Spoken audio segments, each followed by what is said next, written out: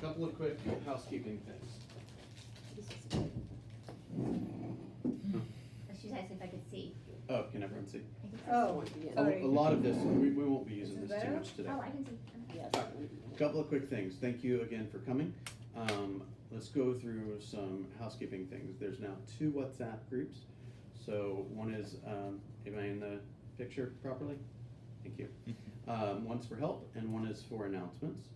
We have a Facebook group. So if you are not in the Facebook group, please message me to be invited, and we will become internet friends, and you can be in the Facebook group. And I will send out a new set of links later on today in case you need it. We also have a Google Drive that's exclusive for agents in the PC program, where we're constantly updating things from scripts to presentations to the documents we're going to be reviewing today, so you can access it at any time. We also have a YouTube channel. Every single thing that we are doing, with the exceptions of the one-on-ones, of course, are going to be uploaded to YouTube. So if you're not able to come to the morning meetings or the afternoon classes or whatever it is, let me know. And Ramp Up. If you do not have a Ramp Up book or you don't know what I'm talking about, check your email. There's a link for signing up for Ramp Up.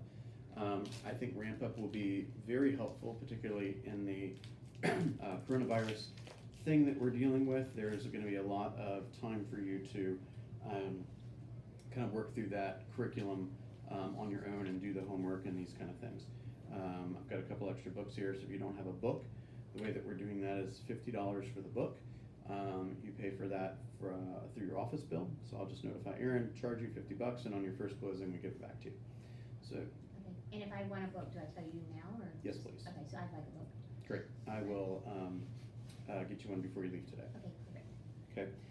So $50 will be charged to your account. First closing, we'll settle up with you. We'll pay for it. We just want you to have some skin in the game, if I can be blunt. Okay, let's do just a little bit of coronavirus housekeeping, if that's cool. I'm gonna make a couple of recommendations.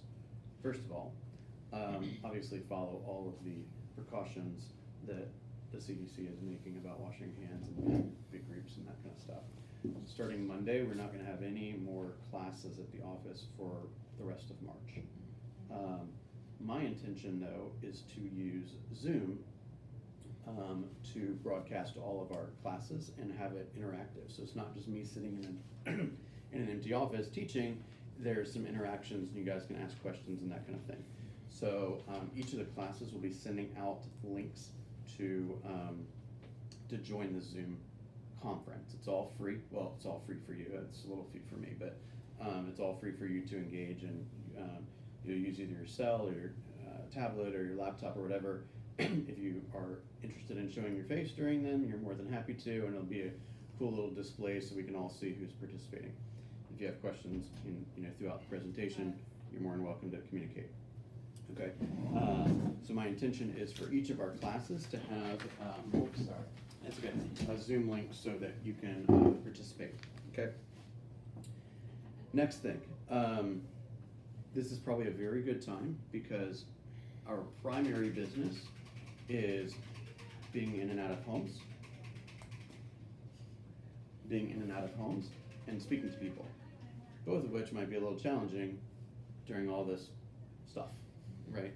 So remember that in addition to booking appointments and presenting to people and learning the inventory, there's a lot of other things that we can do to move our business forward. I'll give you a couple of examples. Learning the systems, right? FMLS, Georgia MLS, Command, right? Learning more about Keller Williams, right? The different models, be reading the books, these kind of things. Another great thing that you could do is working on your presentations, right? If you go into michaellewismarketingsuite.com, so I'll write this really fast up here. Michael Lewis Marketing Suite.com, and you use your KW email as your username, and I didn't set this up, but the password is MLMS password, and you should get access to Michael Lewis Marketing Suite. This is a software that we pay for from the Market Center. It is technically not exclusive for PC and probably will not be, but you're obviously able, as agents in the office, to take advantage of it. And it is basically a design firm. So they have templates for just listed, just sold, flyers, graphics for emails, graphics for email campaigns, and all kinds of stuff. And it's my understanding, I have not checked this personally, but they just released a really cool seller presentation and buyer presentation that's editable. I did it already. Oh, you did? Yeah. It was, Nice. like last week, unless like a couple, like 2 weeks ago I did it. Was it another one after that or? I think it's been within 2 weeks, so go I'll back in and see. check. Okay. They also have on designs, you can also do some similar stuff with buyer and seller presentations. This is in Command. Okay, so when you're at home and people don't want to talk to you or meet you or touch you, this is probably a great opportunity for you to learn, right? So which one do we do? Look at both and see what you like. You can mix the ideas if you want, no rules. The password is what? MLMS password. Oh, ML.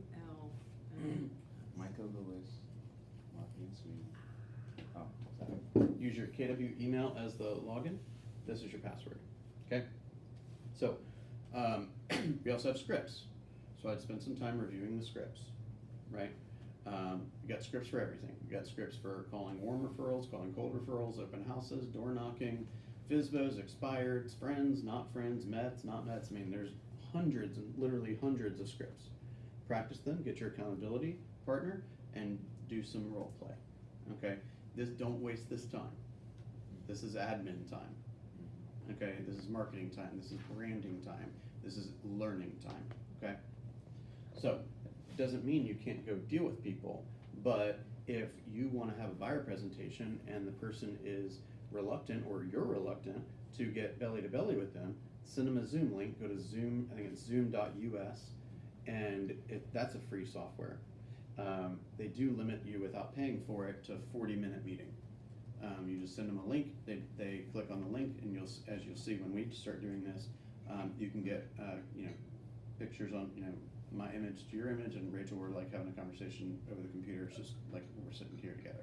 I wanna add to that, if it's just two people, I think it's unlimited. If it's more than two, is when they limit you to the 40 minutes? 40 minutes. Oh, I didn't know that. I think, but just check, see, but when I used to use it before, that's how it used to kick us out after, it would just, it'll warn you that it's gonna be over in 9 minutes or so, and then it'll kick you off when you get to that point, but. Well, I paid the big bucks to have unlimited Yeah. access. Okay, so we'll be able to take advantage of that altogether. Yeah. Last piece of thing on the coronavirus. My suggestion is to stay positive and to not make light of this online. There's a lot of really tasteless and quite frankly embarrassing messages people are posting online, and I just think it's definitely not appropriate, and it's definitely not professional. Don't like it. Right, so like, any of the jokes around it, it's not funny. There's people dying, and there's people that got it, that are spreading it, that don't even know they got it, and I am a little bit of a conspiracy theorist, but it's my opinion this is gonna get a hell of a lot worse before it gets any better. Right, so, any questions on that? Okay, so the topic of today is the economic model. So, let's just review the processes of the models really quickly, and then we'll hunker down on the economic model. Okay, so, oh, and then just one other thing, which I think I've communicated to everyone, I just want to triple check. So I take off Friday night to Saturday night, so no email, no phone, no texting, nothing. If you need anything from Friday night to Saturday night, there's a couple people that you can call. One is if it's a broker issue, right? Like not how do I send this contract, but a broker issue, call Melba. Okay, all the numbers are in our calendar and all that stuff. Call Melba. If you have a contract related question or just a general real estate related question, you can call either Susan or Pam Slager. Pam is in the program, she's running my team, and she is better at contracts than probably anyone in the building. Only some of that came from me. Okay. And then I'll be back to the phone and all that Saturday night, okay? All right. Millionaire Real Estate Agent is a book that you guys should all have and all be reviewing constantly, because that is essentially the guide, the building blocks to building a successful business, particularly a real estate business, but understand that any business that you have uses these models, whether it's obvious or not, okay? First is the economic model, which we're gonna go into detail with in just a second. The economic model, the goal of this model is to spit out the metrics of the business, okay? And the most important metrics in our business is appointments, okay? So let's just play around with a number really fast and say that in order to hit my financial goals, I need to have 4 appointments a month, 48 appointments a year, and we'll see where all this comes from in just a second. But let's say this is our goal. Okay, if I hit 4 appointments a month and I present and I hit the ratios that I expect to hit, and I'm working with the pre-qualify these appointments and all that, I'll have 48 in a year, and I'll hit my financial goals. So then the big question is, so now the economic model is done. The next model is called lead generation, right? So then you say to yourself, I ain't never gonna see a closing table unless I have an appointment, right? That's never happened in the history of real estate, okay? So, I gotta have me some appointments, and the only way that's gonna happen is if I find some people to convince to sit down with me and listen to me talk, and share what I can do for them, right? So, where are those leads gonna come from? So the lead generation model talks about all the different ways we could generate leads, right? So I'll just rattle off a bunch right now. Networking, buying them, sphere of influence, social media, pay-per-click, Google, FSBOs, expireds, open houses, vendor relationships, attorneys, divorce attorneys, estate attorneys, friends and family, door knocking, etc. Right?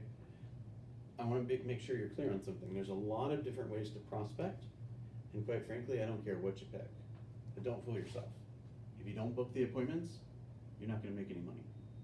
Okay? And if you don't book enough appointments, you're not going to make the money that you're aiming to make. Clear? The the quality is in the quantity. If I want to go on a date, I know I only got a couple of jokes, so just bear with me, okay? If I want to go on a date Saturday night, and I ask one woman, and she says no, I ain't going on a date. But if I ask 100 women, hopefully somebody's going to say yes. Is that a safe bet? Yes. Okay. The quality is in the quantity. Okay. The more people you speak to about real estate, the more money you'll make. Simple. Yeah. No exceptions to that. Okay. So this is where they're going to come from, right? Then we talked a little bit about this idea of essentially running a business, right? So now we're starting to get a lot of activity, right? We're doing research for people, we're sending people emails, we're meeting people, we're presenting to people, all this kind of stuff, right? So then the next model is called the budget model. Starting to seem like a little business here, and you're going to be expected to pay some money every once in a while, right? And you're hopefully receiving some too. So are we keeping the budget in line, right? And there's best practices based on how large your business is, or how many people you're servicing, and how much money you're making, and if you need any help to make sure that you're in line. So for example, salaries should be a certain percentage of your budget, or your revenues, or your gross, right? Technology, education, right? You should have it could be food and entertainment, right? I mean, if you're brand new and you say, hey, wouldn't it be cool if I could offer season tickets to my buyers and sellers? Well, I don't know. Question is, can you afford to do that? Right? Let's say season tickets are $5,000, right? How else are you entertaining your people? How else are you servicing your people? If you make $20,000 a year, that's out of budget. If you make $300,000 a year, that's a pretty cool gig. You've earned the right to offer that type of experience. Does it make sense? Mm-hmm. So, Budget model will show you whether you're in line ratio-wise with the type of result you're getting, meaning the type of money you're making, right? And the final model is the organizational model. Organizational model essentially says who's doing all this work, right? So remember, you guys have seen me draw this graph before where we say, this is your real estate business, this is lead gen, this is ops, and this is sales, right? Lead gen is super high level here. Lead gen is everything that happens prior to the contract. Ops is everything that happens after the contract. Sales is the people doing the work. Well, let me rephrase that. Sales is the people doing the actual interactions with the clients. There's plenty of other work that needs to get done, but I'm talking about the belly to belly with the clients. So these are people like the contract to close, the listings manager, the runner, the bookkeeper, those kind of the administrative team. This is basically all the people, this is the job you're doing when you're finding business, right? And this is when it's time to be a buyer's agent or a listing agent or a lead listing agent or a lead buyer's agent or a showing agent, right? How many places can you be in one place? How many places at one time can you be? One. What if you've got two people that need to look at a home at that exact moment and they both are worried they're gonna miss out? What are you gonna do? Well, you better figure it out, right? More than likely what you're gonna have to do is pay somebody to help you, right? Right. What happens when you go on vacation and you don't wanna show either one of those people homes? Now you gotta pay two people. Is it possible? Can it be done? Has it been done before? Can you still make money doing it? Awesome, this is a damn cool job we have here, right? So this is working in your business. Don't forget, you're the CEO of the place too, and when you're making strategic decisions about being on the business, you're working on the business. So don't forget to have planning time and strategic thinking time into your calendar. So, as a new agent and somebody likely working by yourself, you got all these jobs. So you better be real efficient with your time. Make sense? Okay, so this is kind of the path of the millionaire real estate agent, or really any business plan, right? How many leads do I have to generate? Where are they coming from? Am I spending money correctly? And who's doing all the work? Simple. Okay, any questions on that? All right, so let's hunker down and talk about the economic model for a second. So I've uploaded this page that I've handed out to you into the Google Drive, and I'm just gonna sit down and go over this with you real fast. This is one that I had used in the past, and it's sent to you. I hope it works. I had it done as a Google Drive, but when I was downloading it, it wanted me to save it as an Excel spreadsheet. If it's not working, let me know and I'll fool around with it. Okay, but it is editable in all the appropriate places that things are in a what do you call it? A bold. If it's bold, it's editable. If it's not bold, it's not editable and doesn't need to be editable because it's formula. It's a formula, right?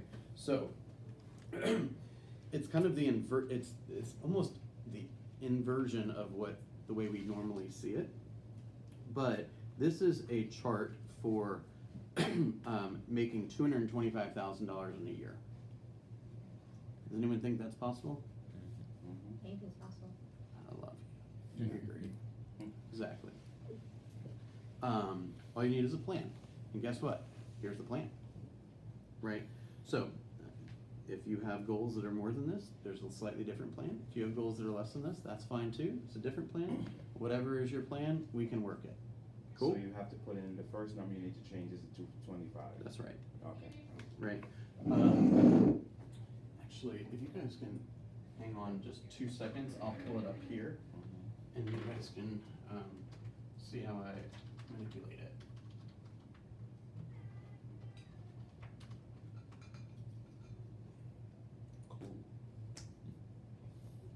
Now, the result of this exercise is basically going to say how many appointments do I need a year in order to hit my goals.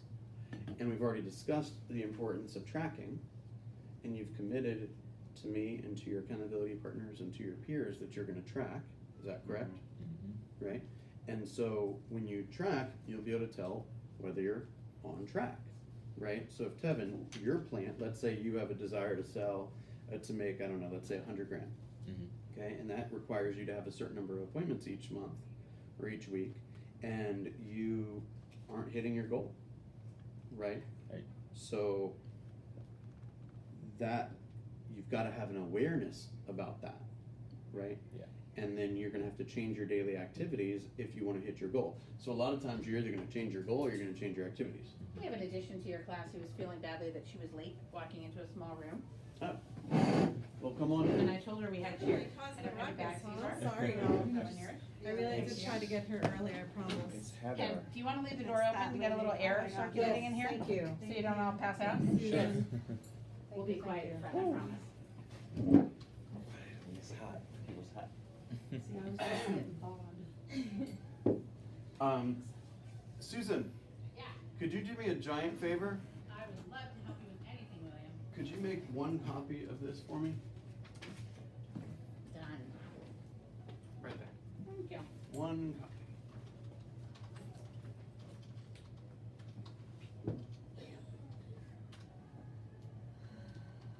Alright, hang tight, we're gonna learn a lot today, I promise.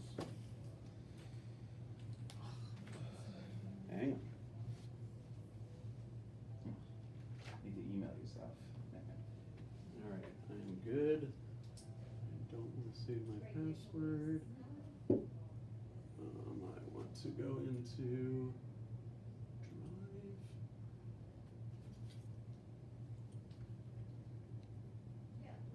Drive. Alright.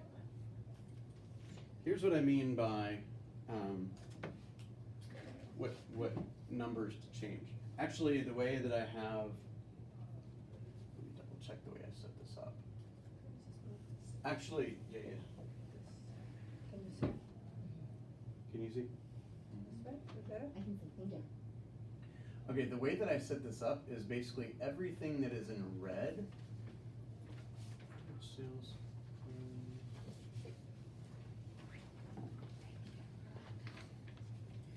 Alright. We're gonna start with the number of transactions, and that's gonna yield, that's gonna tell us quite a bit, okay? Everything in red is something that you can adjust, okay? So, the way that this very generally works, and I drew it backward on the sheet, but let's say you wanna have, you wanna make $100,000. The idea is how much of that business is gonna come from buyers and how much is gonna come from sellers? Okay, so let's just say it's 50-50. So 50% of your transactions are gonna be buyer side, the other 50% are gonna be seller side. The next question we're gonna ask is, what is the average sales price that you're gonna be helping people buy? Okay, so let's just keep the math super simple and say it's gonna be $333,000. And I say that because that means that each time you get paid, it's gonna be $10,000. Okay? Then we gotta say, well, if 50% of 100 is 5, so I just need 5 buyer closings and 5 seller closings a year. Right? Then I'll hit my goal. Everyone follow? Mhm. So this is gross, by the way. So, then you gotta say, well, if there's a few things that have got to happen. Number one is, in order to have a closing, you're gonna have to have a contract. Right? So we'll say contracts. In order to have a contract, you're gonna have to have an agreement. In order to have an agreement, you're gonna have to have some appointments. So let's just throw in some numbers right real fast. 10 appointments, maybe you'll have 8 agreements, maybe you'll get 6 contracts, and then you'll have 5 closings. So in order to hit your goal, you just need 20 appointments all year long, that's it. You make $100,000. That sounds like a pretty cool gig, right? Heather, I got a job for you. All you gotta do is sit down with 20 people for the next 365 days and make a presentation to them, and I'll pay you $100,000. Is that not like the best job in the entire world? By the way, you can do those appointments whenever you want, even online. Right. All the signatures can be done electronically, and that's the coolest gig in the entire world. Oh, and by the way, it only costs $110 a month to keep your job. Cool with that? Are we not like seriously the luckiest people in the world? Don't forget that. Okay? Every once in a while we get an angry client or we gotta deal with some little hiccup. Guys, we got it better than all these people. If I were to tell you, hey, I got a gig for you, you're gonna work 6 in the morning to 9 at night, and you have to be in the you got to report 5 days a week. Then you're going to spend your other 2 days probably prepping for those 5 days, and you got to deal with screaming kids all day long. And I'm going to pay you $38,000 a year, and if you want to go to the bathroom, you need to ask me first. A lot of our peers are doing those types of jobs. I'm not saying that those jobs are not worthy or whatever. I'm just saying y'all are lucky. See what I'm saying? Okay. There's after 6 contracts. Agreements. Okay, thank you. This would be, I sit with you. This would mean you agree to work with me exclusively. This would mean I put you under contract. We have a binding agreement. I'm sorry, we have a binding sales contract. We sit at a closing table and we all get money. We all get what we want, right? So only 6 of the 6. I'm just spitting right. out numbers here. Okay. I'll show you the formulas here in just a second. I mean, this is not crazy talk here, but would you agree that sometimes when you sit down with somebody and present to them, there might be situations where they choose not to work with you, and there also might be situations where you choose not to work with them. Yeah. Then I get an agreement. I knew you're going to be my buyer, and so over the next course of a month or two, we're going to be looking at property and we're going to be interacting a lot, and there may be, and you've agreed to work exclusively with me, and there may be a chance that you don't actually go under contract with something.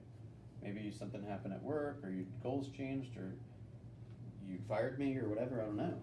And then once we have a binding agreement, and you think we're smooth sailing to the closing table, we might have a hiccup with the lender, or with the property, or whatever, and you don't end up buying that place or selling that place. So there's gonna be some fallout all along this path. Make sense? Okay, so that's where we're headed. So let's go back to this for a second. Let me just double check one thing. Yes. And all right, so let's play around with this stat real fast. I want to do 25 units during the course of the year. 50% of my business is going to come from sellers. Okay, this side of the thing is sellers, this side is buyers. Notice how I put 50% in red here, and this is basically 100 minus that number.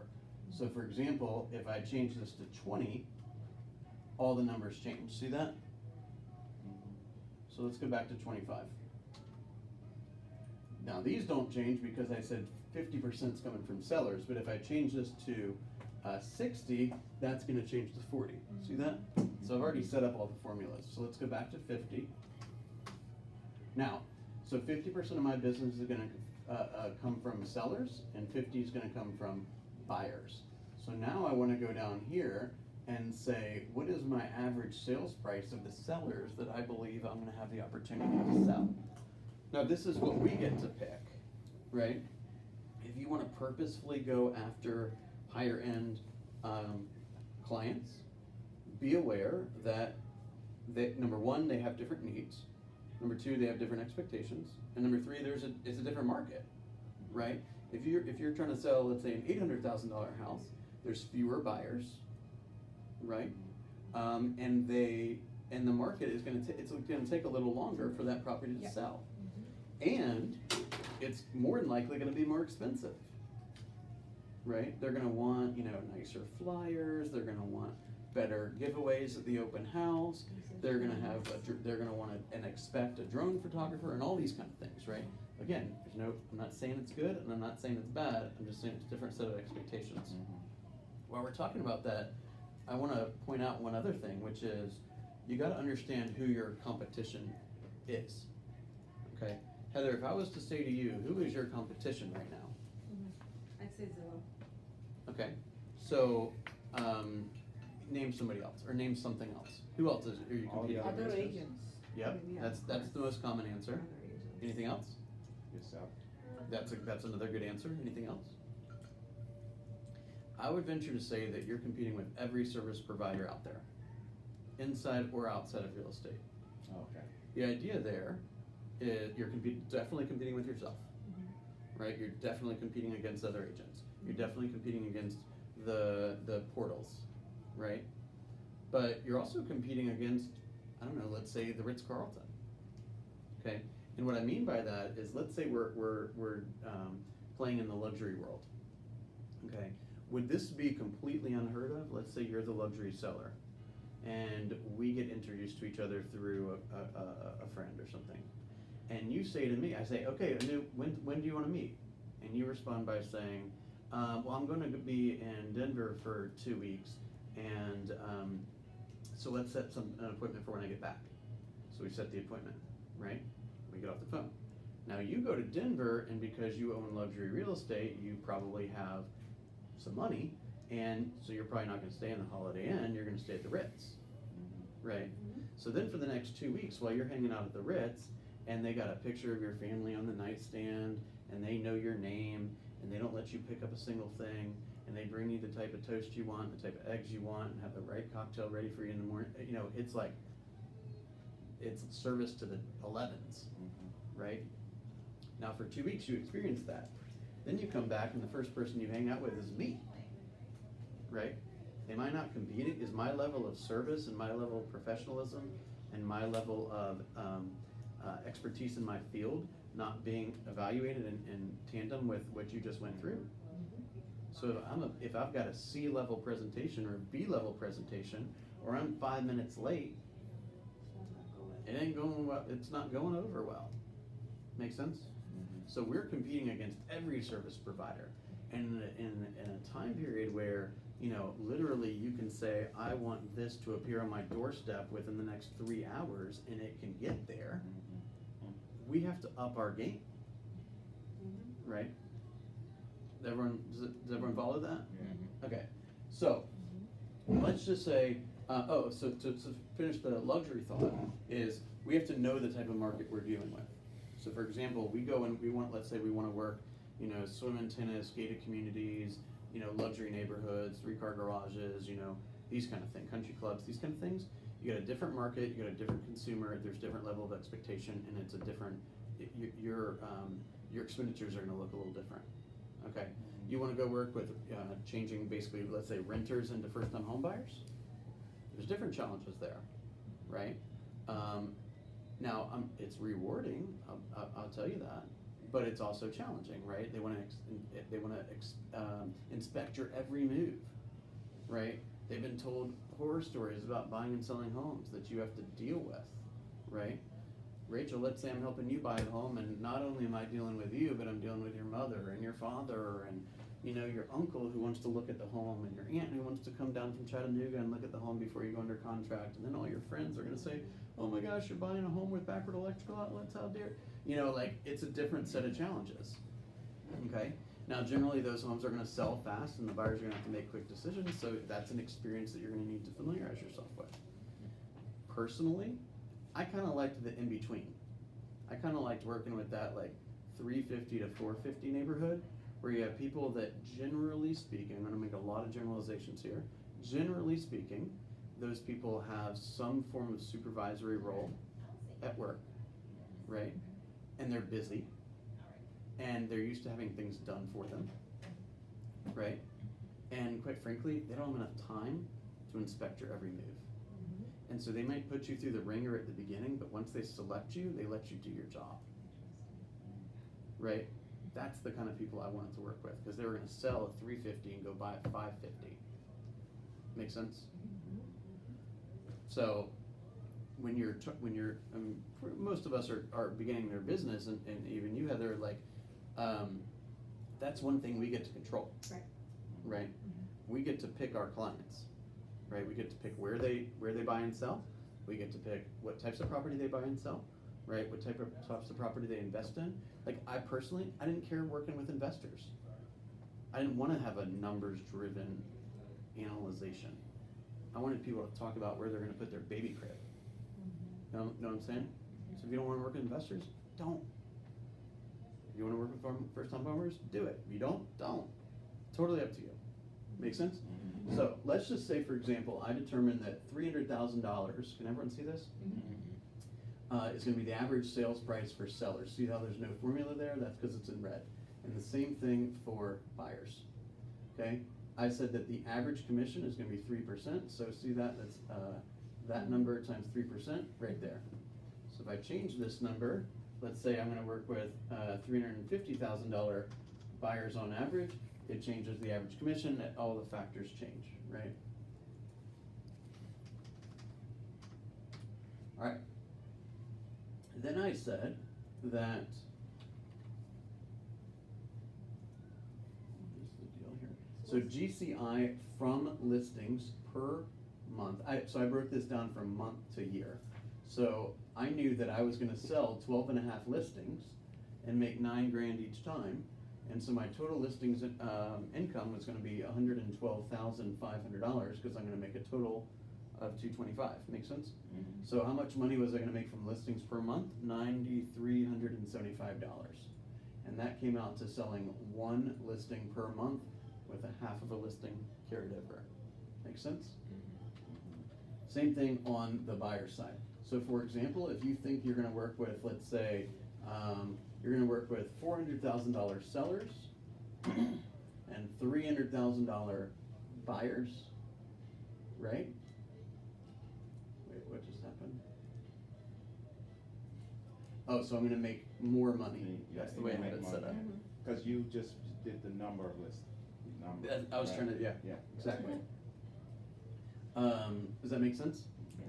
Okay, so now I'm making pretty good money. Does anyone wanna make $262,000 this year? Yes. Would life change if you made $262,000 a year?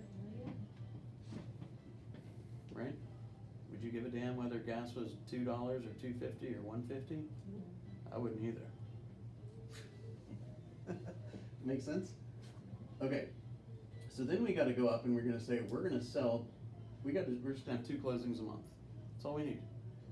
Okay, now, over here, I set up some conversion rates. Sorry. Bill, are you sharing this with us? Yeah, it's already in the thing. Thank the Lord. It's already in the Google Drive, okay? I don't know how to do like the equations and whatever, the formulas, so I was like stressing a little.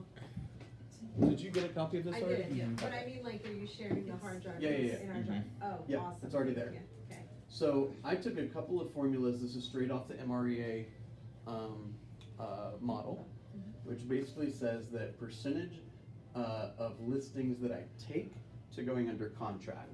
So that's this number. That's this.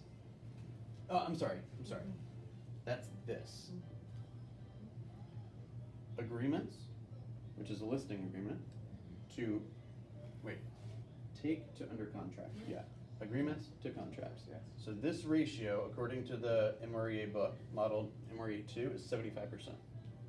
Okay, and under contracts to close, this is also 75%. It's a little off here. Before. Right? And those are in red too. So if your ratios are not as impressive, change the number. So for full transparency, if you're only doing 75%, then you really do need more than 10 appointments. If only 75% of your agreements are going into contract, then you really do need to up your appointments, right, to. Yeah, so Try to hit let's the do mark. let's do that math. So what is 5 divided by 0.75? Oh, I'm not really bad at math, hold on. Just go to the calculator. Yeah, just let's do the math together. It's not gonna be much of a difference, but I'll show you. It's 6 divided by? Yeah. No, 5 divided by 0.75. I have 6.6, right? And what's that divided by 0.75? 8.888. So 9. Yeah, Alright, so let's just call it 9. okay. Okay. And then this is gonna depend on how good you are in the appointment. Right, so let's go through how some of that math works, When here. you say appointment, are you talking about, listing appointments?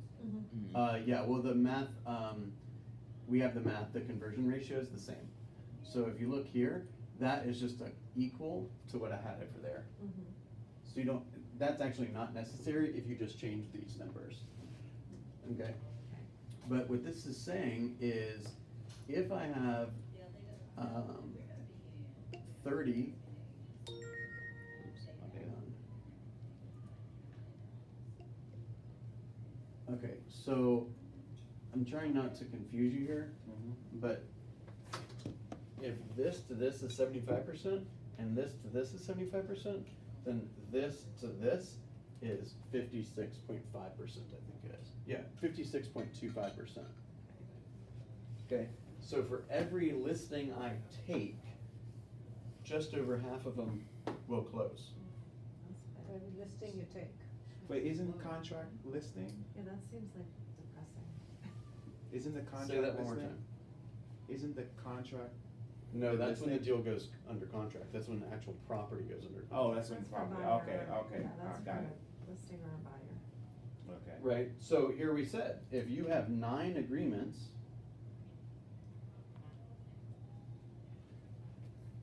hang on.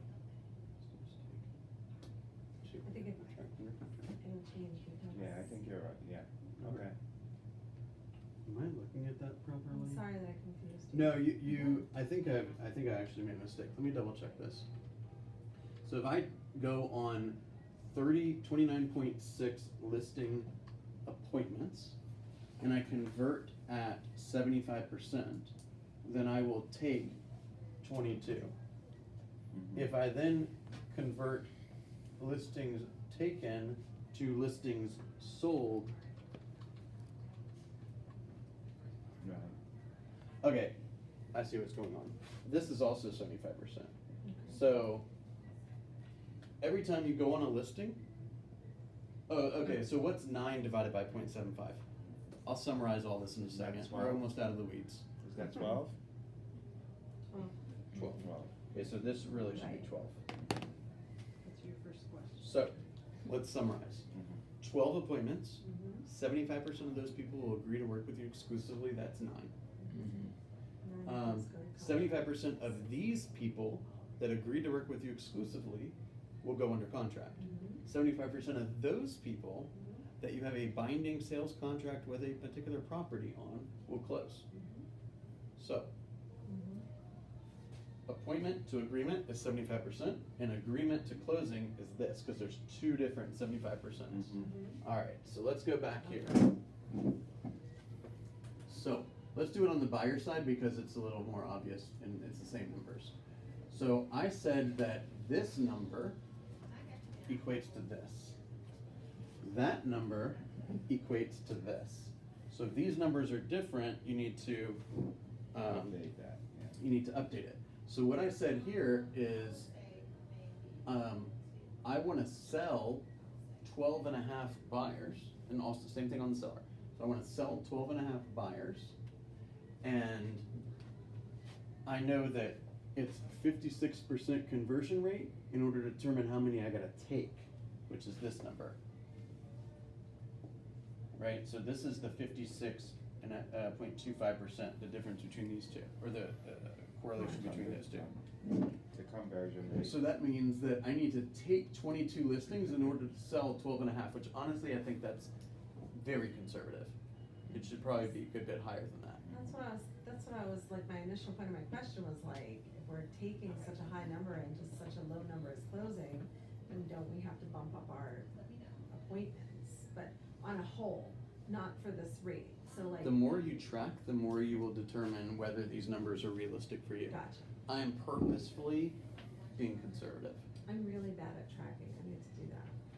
Are you good at brushing your teeth? Yeah. You're- And oh, we already flossing. went over And this. flossing. So just make a note next to your floss that says, how many appointments did I set today? Right, Right?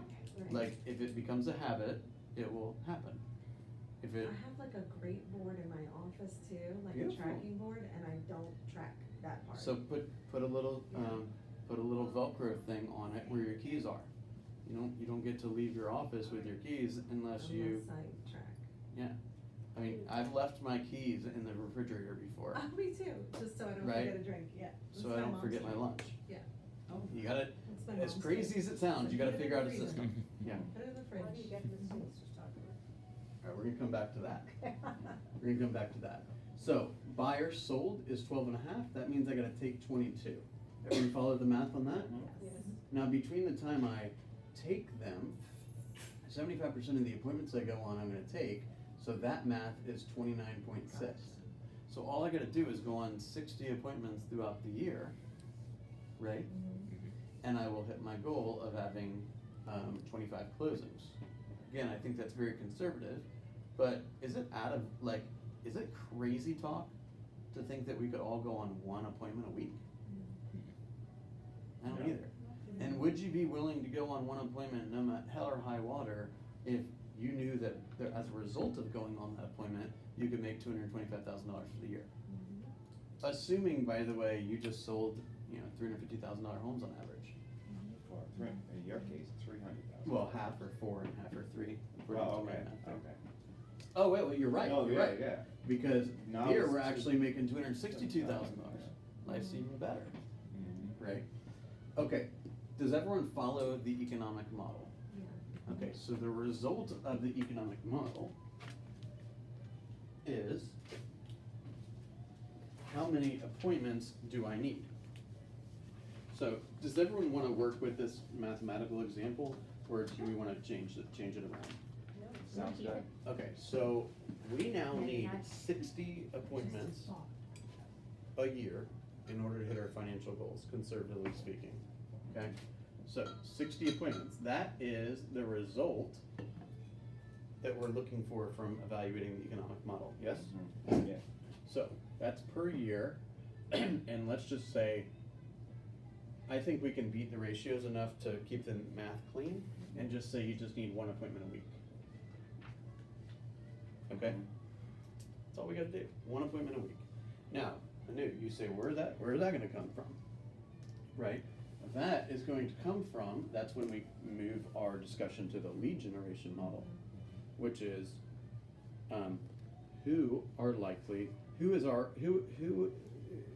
who's gonna need our services? It's kind of a trick question, but who needs the help of a real estate I agent? guess you have to go find them.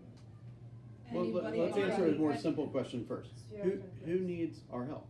Anybody looking to buy or sell a home? Consumers. Yes, but Anybody I that could lives in go a even house. broader than that. Is Everybody. that Everyone. Anyone is suppliers? That's right. Everyone that, everybody needs our help. Either you own something and you might sell it one day, you're renting something and you'd like to buy, and if you own something and you sell it, you'll probably need to buy again, and if you're homeless, you need help to get your stuff in order so you can ultimately buy. Right? So everybody needs our help. Right? So, where's the appointment per week gonna come from? Well, it's gonna come from your database. And how's it gonna get in there? It's gonna get in there by having conversations with people that might need your assistance in the future. So, every single one of your people in your network and in your database and on your social media and in your telephone is somebody that one day will have a question about real estate. The next discussion is, who are they gonna go to? Right? So are you becoming the type of person that they think about when they think about real estate? So that's one task, right? The second task is to know what to say when they start asking questions. Make sense? So you got two things to deal with. So, Stephanie, I'm gonna use you as an example for a second. So you're a fitness person, right? Personal trainer. Do you think that if your clients had a question about their diet or their exercise routine, would they come to you, or do you think they'd come to somebody different? They can be me, Okay, why? cause they know I'm gonna answer them, quickly. Because you've, They know that they've seen results, or they've seen other people have results. exactly. And, okay, so what you've just said presupposes two things. One is that you are professional, responsive, and you are a person who has a reputation for having this particular skill set.